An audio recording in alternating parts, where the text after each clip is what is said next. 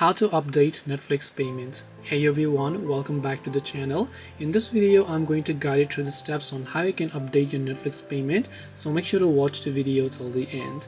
Now updating your Netflix payment is actually quite simple. You just go ahead and then launch the Netflix application here, and then just make sure that you sign in to your Netflix account.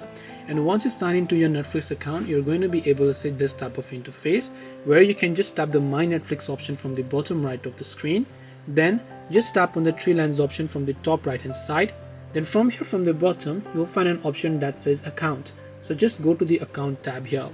Now once you come to the account tab, you're going to be able to see this type of interface.